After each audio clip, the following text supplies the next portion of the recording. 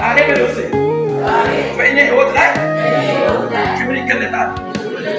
ሙሴ በእስራኤል መሃል የእስራኤል ድንቅ ማስተካከል ያቃተው ለምን መሰለህ? ማናሳፈስ ሙሴ ያያሉ፣ ድንቅ ሰርቅ ሙሴ ያያሉ፣ ታምራት ሙሴ ያያሉ። ሙሴ ከሰፈር ከመንደር ሆነ ሸሙና ግድም ስቆጥሮ ከሚጠጣ ውጭ ሙሴ ተልኮ የሰማይ ጥሪ እንዳለ አይረዱ።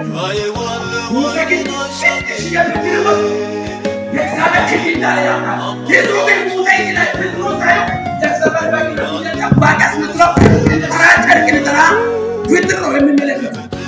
እኛ ሙሴ ግን በዛ ፍጥር ነው የጋው ላይ ይሞ መሻገር መቻል 400 ኪሎ ሜትር ያለ ጥልቀት ያለ ይሄ በየት እንደማሻገር ያለ ይበለስ